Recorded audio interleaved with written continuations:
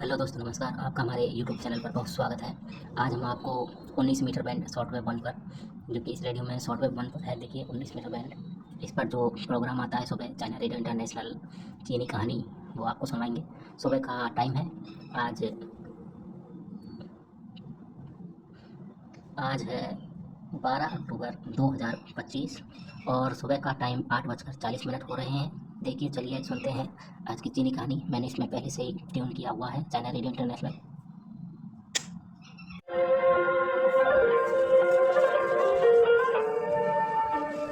यह China radio international है।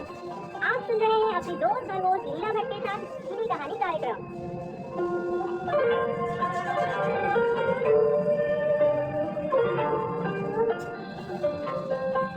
यह चाइना रेडियो इंटरनेशनल है और आप सुन रहे हैं अपनी दोस्त और दोस्त लीला भट्ट को। चीनी कहानी कार्यक्रम में एक बार फिर से आप सभी का बेहद स्वागत है। दोस्तों, चीनी कहानी कार्यक्रम में हमने बहुत सी लोक कथाएं सुनी।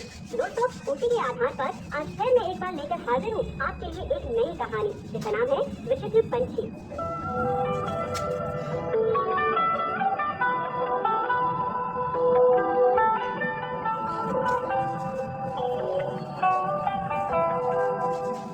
इस पुस्तक में चीन की हान, तिब्बती, मंगोल, उइगुर, कजाक, हुए, यूगुर, नाशी, सोंग 9 जातियों की 13 लोक कथाओं के इस संकलन में तिब्बती जाति की शंखबाला, सोनाबाला, चांदीबाला और शंखबाला 3 ऐसी बहनों के बारे में है जो अपने लिए वर हासिल करना चाहती है। सोनाबाला एक भारतीय राजकुमार, चांदीबाला भीतरी प्रदेश के किसी राजकुमार और शंखबाला किसी नेक इंसान से शादी करना चाहती है। इस तरह शंखबाला भिखारी दिखने वाले एक नेक दिल आदमी को चुन लेती है, लेकिन बाद में पता चलता है कि वह असल में एक राजकुमार ही है। तो दोस्तों, ऐसी ही बहुत सारी कहानियों के साथ मैं लेकर हूँ हमारी नई कहानी विचित्र पंछी।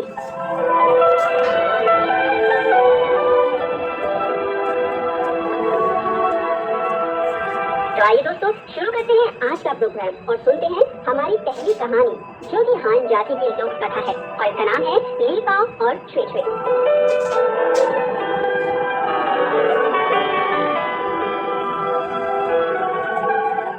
बहुत पहले एक लड़का था, उसका नाम था ली पाव। बचपन में ही उसकी माँ चल बसी, वह सौतेली माँ के साथ रहने लगा। देखते ही देखते ली पाव बड़ा हो गया।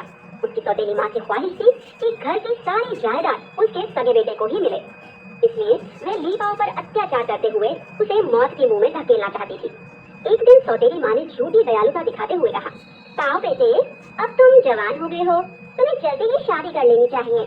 लेकिन हम बहुत गरीब हैं, किसकी लड़की हमारे यहाँ आना पसंद करेगी? हमें ज्यादा धन जमा करने का उपाय सोचना चाहिए ताकि तुम्हारी शादी हो सके। ली पाव का जवाब सुने बिना ही सौतेली माँ ने आगे कहा, आज मैं तुम्हें एक गाय और एक बैल दे रही हूँ, तुम उन्हें चराने पहाड़ पर चले जाओ। 100 बछड़े पैदा होने तक वहीं रहना, उन्हें बेचकर उस पैसे से हम तुम्हारी शादी कर सकेंगे। एक भी बछड़ा कम होने पर घर मत लौटना, अगर तुम लौटे तो मैं तुम्हें घर के अंदर पांव तक नहीं रखने दूंगी। यह सुनकर ली पाव की आंखों से आंसू टपकने लगे और दिल में संगीन चुभो देने जैसा दर्द हुआ। उसने सोचा कि ये गाय बैल न जाने कितने अरसे में 100 बछड़े पैदा कर सकेंगे। पहाड़ पर भेड़ियों, बाघों, चीतों और शेरों के झुंड इधर उधर घूमते रहते हैं। पता नहीं कब मैं और ये गाय बैल उन खूंखार जानवरों का शिकार बन जाएं। उसे यह समझने में देर नहीं लगी कि सौतेली माँ उसको मार डालने की साजिश कर रही है, लेकिन उसने सोचा कि उसे चले जाना चाहिए। बाघों या भेड़ियों का शिकार बनना इस घर में रहने से कहीं बेहतर होगा, इसलिए उसने दांत पीसकर पहाड़ पर जाने का फैसला कर लिया। उसी दिन ली पाव कंधे पर बहंगी उठाकर गाय बैल को चाबुक से हाँकते हुए पहाड़ की ओर चल दिया। बहंगी में एक ओर खाना पकाने का सामान और दूसरी ओर एक फटी पुरानी रजाई रखी हुई थी। वह चलते चलते एक पहाड़ की तलहटी में पहुंचा। वहां सूर्य की रोशनी काफी थी और हरी हरी घास भी उगी हुई थी। चश्मे का साफ पानी पत्थरों की दरारों के बीच से कल कल बह रहा था। चश्मे के आसपास हरे भरे चीड़ों और देवदारों का घना जंगल था। जंगल के बीचों बीच पत्थरों से बना एक पहाड़ी देव मंदिर था। मंदिर के अंदर दरवाजे और खिड़कियां सब ठीक ठाक थे, लेकिन ऐसा लगता था कि वहाँ कोई नहीं रहता। ली पाव ने कुछ तिनके बीनकर एक झाड़ू बांधा और मंदिर में सफाई की। सोने के लिए एक सूखी घास पत्तियों को दीवार के पास बिस्तर के रूप में बिछा लिया। खाना पकाने के लिए 3 पत्थरों से एक चूल्हा बनाया और गाय बैल को मंदिर के अंदर ही पश्चिमी ओर बांध दिया। बड़ा दरवाजा बंद कर देने से कोई जानवर अंदर नहीं आ सकता था। ऐसी अच्छी जगह मिलने से ली पाव शांति के साथ वहाँ रहने लगा।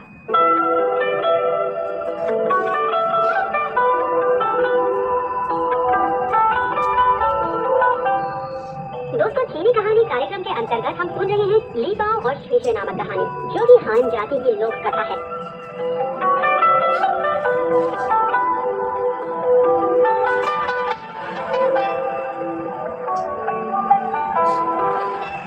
एक दिन लीपाओ नाश्ता करने के बाद गाय बैल चराने के लिए पहाड़ की ढलान पर चला गया।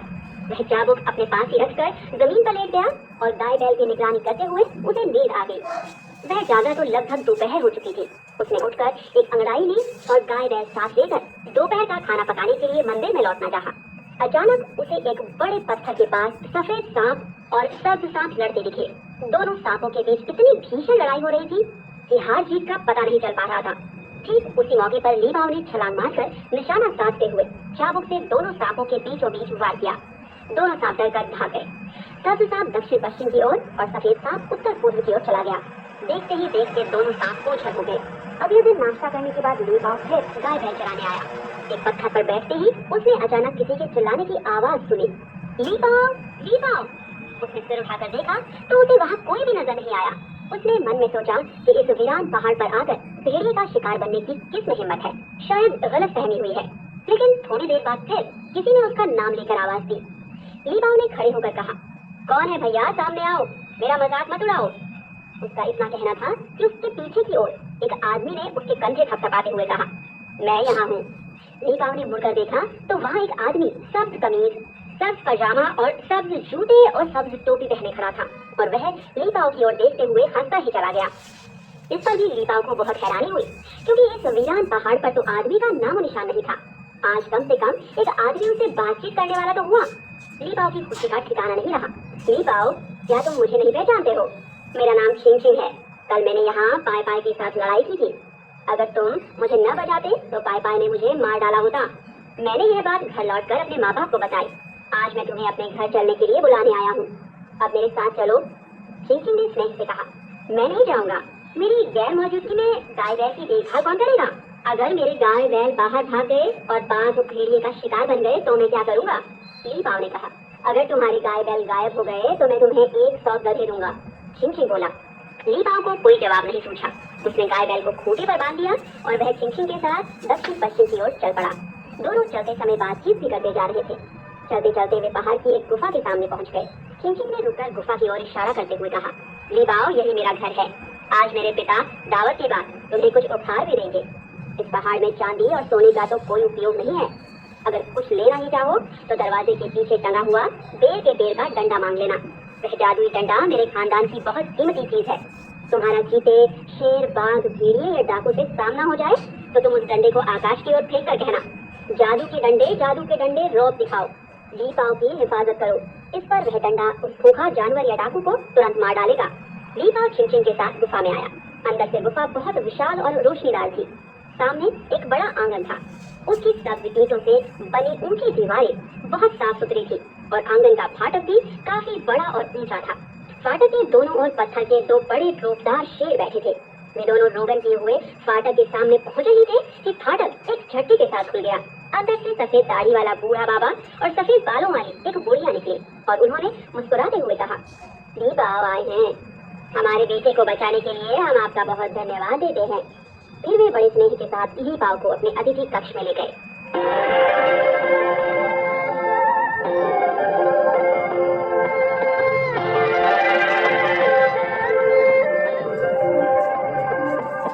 लीपाओ हाथ मुंह धोकर चाय पीने के बाद दावत में शामिल हुआ। दावत में तरह तरह के स्वादिष्ट पकवान थे। ऐसे पकवान भी थे जिन्हें लीपाओ ने पहले कभी देखा तक नहीं था। जमकर खा पी लेने के बाद लीपाओ विदा लेकर जाना चाहता था। वह बूढ़ा एक तश्तरी में चांदी के कुछ बिस्कुट और तश्तरी में सोने के कुछ बिस्कुट लाया था। उसने लीपाओ से कहा, आपने मेरे बेटे की जान बचाई है। आपको धन्यवाद देने के लिए कोई बढ़िया चीज तो नहीं है, सिर्फ यही छोटा सा उपहार स्वीकार करें। लीपाओ बोला, दूसरे की जान बचाना तो मेरा फर्ज है। आपने जो शानदार दावत दी है वह मैंने स्वीकार की है। फिर आपका उपहार मैं कैसे ले सकता हूँ? आपने हमारे बेटे को बचाया है, हमें आपके प्रति कृतज्ञता प्रकट करनी ही चाहिए। फिर भी लीपाओ उपहार देने के लिए तैयार नहीं हुआ तो बूढ़े ने लाचार होकर कहा, आप खुद ही देखें, हमारे यहाँ की कौन सी चीज आपको पसंद है और 2 चीजें चुन लें। इससे आपके प्रति कृतज्ञता प्रकट करने की हमारी इच्छा पूरी हो जाएगी। लीपाओ ने चारों ओर नजर दौड़ाई और देखा कि दरवाजे के पीछे वाकई एक चमचमाता डंडा टंगा हुआ था। उसने शर्माते हुए कहा, आप वह डंडा दे सकते हैं। पहाड़ में अगर कोई जानवर टकरा जाए तो इससे अपनी हिफाजत कर सकूंगा। उस बूढ़ी ने रुक रुक कर कहा, अच्छा, इसे ले लें, यह आपकी हिफाजत करेगा, लेकिन आप इसे किसी बेकसूर की जान ना लें। छिंग छिंग, अपने आभारी को विदा करो।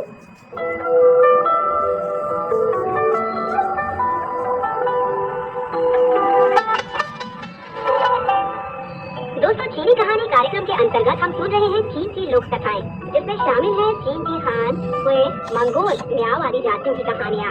संकलन की प्रत्येक कहानियों में भी लोक जीवन की सरल लेकिन गहरी भावनाएं सामने आती हैं। तो दोस्तों, मुझे उम्मीद ही नहीं, पूरा विश्वास है कि आपको ये कहानियाँ बेहद पसंद आ रही हैं।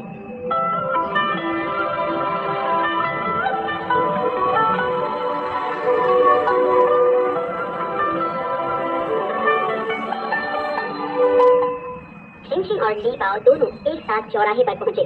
छिंग ने हिचकिचाते हुए कहा, ली बाओ, अब मैं सच बात तुम्हें बताता हूँ। कल मेरी पाय पाय से लड़ाई इसलिए हुई थी कि मैं उसके घर से यूचान फूल का पौधा लेना चाहता था। उसने वह मुझे नहीं दिया और काला भूत कहकर गाली भी दी। इस पर हम दोनों में लड़ाई हुई। मेरा ख्याल है कि पाय पाय तुम्हें दावत पर जरूर बुलाएगा। उसके घर वाले तुम्हारे प्रति कृतज्ञता प्रकट करने के लिए उपहार देना चाहें तो उनके यहाँ से सिर्फ यूचान का पौधा ही लेना। उस पौधे का रहस्य मैं अभी तुम्हें नहीं बताऊंगा, बाद में तुम खुद ही समझ जाओगे। सिर्फ मेरी बात याद रखना, फिर मिलेंगे।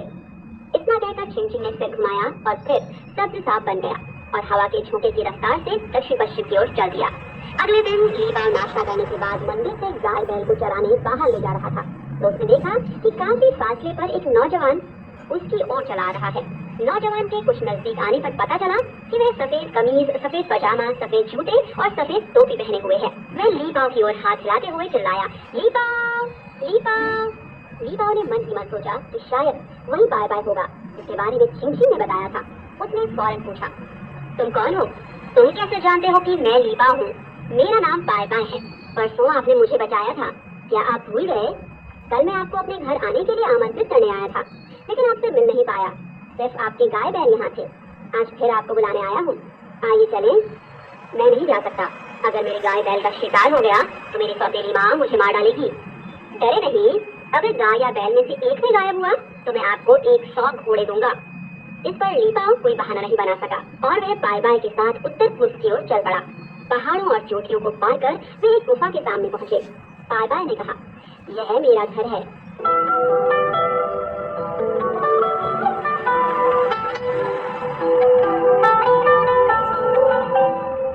दोस्तों, चीनी कहानी कार्यक्रम के अंतर्गत हम सुन रहे हैं ली बाओ और शुई नामक कहानी, जो कि हान जाति की लोक कथा है।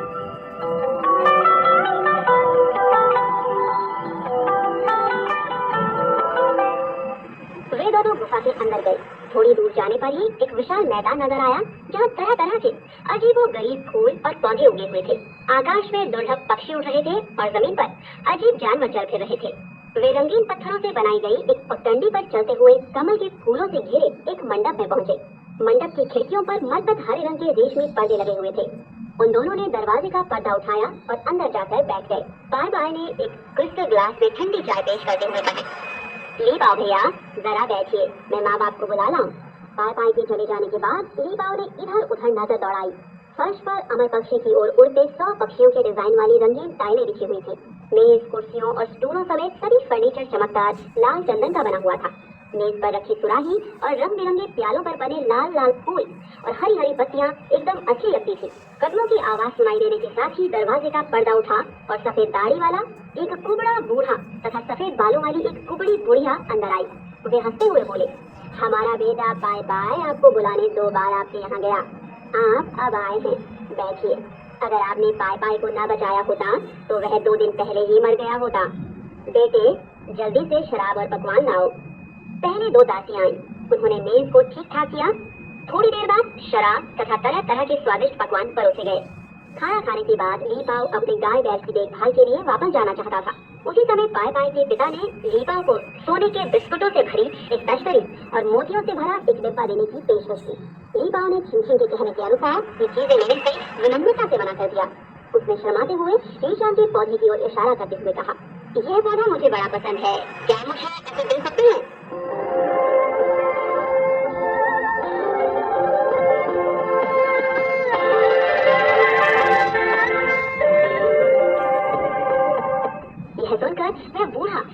कर्तव्य विमूढ़ हो गया और बुढ़िया की आंखों से आंसू टपकने लगे। बाय बाय अपने माँ बाप को खामोशी से देखता रहा।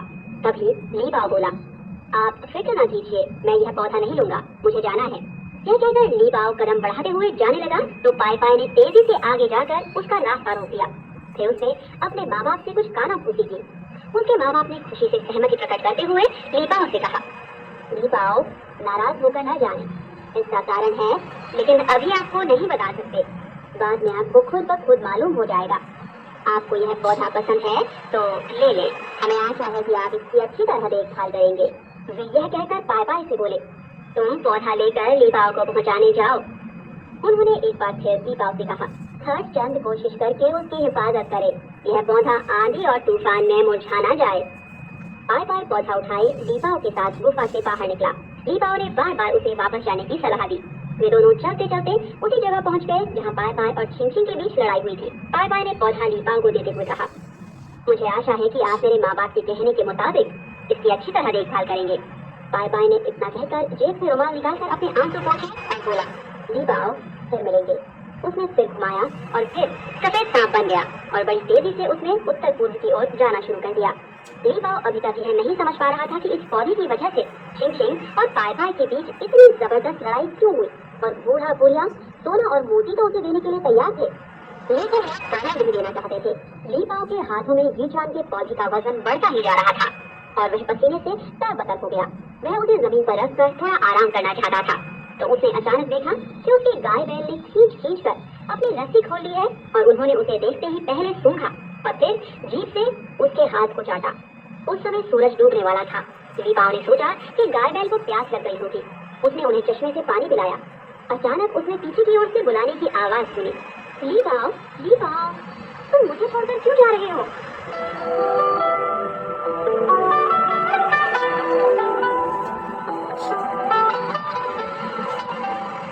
दोस्तों, चीनी कहानी कार्यक्रम के अंतर्गत हम सुन रहे हैं ली बाओ और श्रीशे नामक कहानी, जो कि हान जाति की लोक कथा है।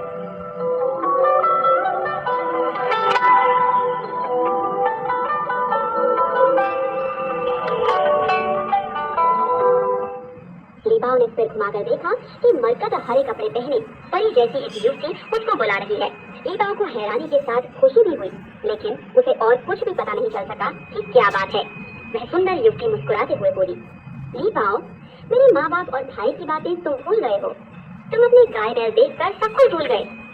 ली बाओ ने बड़े ताजुब से पूछा, तुम कौन हो? मेरा नाम श्रीशे है और मैं पाई पाई की बड़ी बहन हूँ।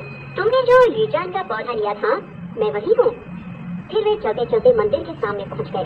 ली बाओ ने गाय बैल को खूंटे से बांधा और श्रीशे के साथ मंदिर में दाखिल हुआ। ली बाओ शर्माते हुए अपना सिर झुकाकर बोला, तुम्हारी, मैं नहीं जानता कि यह पौधा तुम ही हो। देखो, मैं बहुत गरीब हूँ, मेरे पास खाना और कपड़े नहीं है। मैं अकेला इस बीहड़ पहाड़ पर रहता हूँ। तुम ऐसी दुख भरी जिंदगी कैसे जियोगी? अभी अंधेरा नहीं हुआ है, चलो मैं तुम्हें वापस पहुँचा दूँ। श्रीशे मुस्कुराते हुए बोली, ली बाओ, अब मैं तुम्हें सच्ची बात बताती हूँ।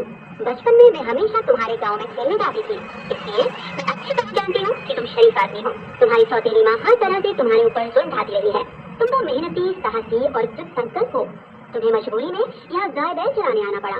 पिछले पूरे 1 महीने के दौरान मैं हर रोज चुपके से तुम्हें देखने आती रही हूँ। जिस दिन तुम्हें नहीं देखती, उस दिन मुझे न भूख लगती है न ही नींद आती है। मैं मिलना चाहती थी, लेकिन शर्माती थी।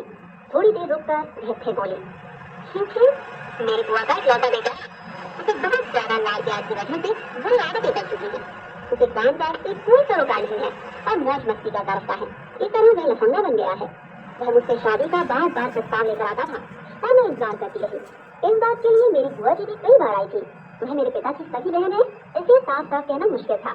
बाद में पाई पाई ने सीधे बात की तो छिंग छिंग आप बबूला उठा और दोनों में लड़ाई हो गई। तुम्हारे बीच बचाव से लड़ाई खत्म हुई। खुदा की मेहरबानी और पाई पाई की मदद से आज हम दोनों एक साथ रह सकते हैं। अगर तुम मुझे प्यार नहीं करते तो मैं अभी चली जाती हूँ।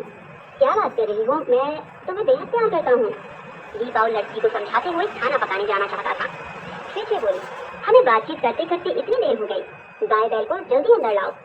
ली बाओ ने गाय बैल को अंदर लाकर खूंटे से बांध दिया और देखा कि पत्थर की मेज पर पहाड़ी मुर्गी का तला हुआ गोश्त, तले गुलगुट्टे और गर्मा गर्म रोटियां रखी हुई थी। ली बाओ ने बड़े ताज्जुब के साथ पूछा, ये कहाँ से आए? श्रीशे बोली, पूछो मत, ये चीजें कहाँ से आई हैं? उधर देखो। लीपाओ ने छुए छुए के कहने पर पूर्वी दीवार की ओर देखा। दीवार के पास घास से बनी सोने की जगह दो व्यक्तियों के सो सकने वाला एक खूबसूरत बड़ा पलंग पड़ा था। उस पर बिछे बढ़िया लाल बिस्तर पर हरी रजाई तथा दो बेल बूटेदार तकिए करीने से रखे हुए थे। लीपाओ ने संतोष से कहा, तुम्हारे साथ मुझे कभी परेशानी महसूस नहीं होगी। उस रात से वे दोनों पति पत्नी बन गए। अगले दिन छे बोली, लीपाओ देखो, आकाश में जंगली हंस कतार में उड़ रहे हैं और जमीन पर चींटियां झुंड बनाकर रेंग रही है। हम हमेशा के लिए इस पहाड़ में तो नहीं रह सकते। आज हम घर लौट चलें। नहीं, मेरे पिता का निधन हो चुका है। घर की मालिक तो मेरी सौतेली माँ है। पहले मैं घर में था तो हर रोज मार खाता था। अब तुम मेरे साथ वापस जाकर इतना कष्ट कैसे सहोगी? जब मैं पहाड़ पर आया तब मेरी सौतेली माँ ने मुझसे कहा, गाय बैल के साथ 100 बछड़े पैदा न होने पर मैं घर वापस नहीं जा सकता। 100 में से कोई भी कम नहीं रहना चाहिए। अभी एक बछड़ा भी पैदा नहीं हुआ तो मैं कैसे वापस जा सकता हूँ? कोई बात नहीं, 100 बछड़े तो ज्यादा नहीं है। तुम फिक्र मत करो, घर पहुँचकर मैं तरकीब निकालूंगी। लीपाओ को छेछे की बात पर पूरा यकीन नहीं था, लेकिन पूछने का साहस भी नहीं कर पाया। सब चीजें ठीक ठाक करके लीपाओ गाय बैल को हाँकते हुए घर की ओर जाने लगा और छेछे गाय की पीठ पर बैठी। वे दोनों गांव के छोर पर पहुंचे। उस समय दोपहर होने वाली थी। छेछे ने लीपाओ के हाथ से चाबुक ले लिया और चाबुक हिलाते हुए कहने लगी, चाबुक करता मेरा फटफट, 100 बछड़े आओ झटपट। थोड़ी ही देर में सचमुच 100 बछड़े दौड़ते हुए वहां आए। इन बछड़ों के शरीर पर चमक थी। वे मोटे और तंदुरुस्त थे और कूद कूद कर इधर उधर दौड़ते तथा रंभाते थे। लीपाओ गाय बैल हाँकते हुए आगे बढ़ रहा था। बछड़े पीछे पीछे दौड़ते हुए चले आ रहे थे। वे गांव में पहुंचे तो गांववासी दोपहर का खाना खा रहे थे।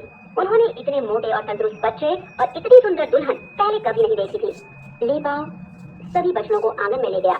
आंगन बछड़ों से भर गया। उसकी सौतेली माँ ने बछड़ों की जांच की, पूरे 100 थे। वह संपत्ति की लालची थी। इतने बछड़ों को देखकर उसकी खुशी का ठिकाना नहीं रहा और उसने कहा, लीपाओ तुम मेरे लिए इतने बछड़े लाए हो, मैं तुम्हें कभी परेशान नहीं करूंगी। तुम अपनी बीवी के साथ घर में जीवन बिताओ। उसके बाद से लीपाओ और छेछे एक साथ श्रम करते हुए सुखमय जीवन बिताने लगे। तो दोस्तों, यह थी हमारी आज की लीपाओ और छेछे नामक कहानी, जो कि हान जाति की लोक कथा है। उम्मीद करती हूँ कि आपको यह कहानी पसंद आई होगी।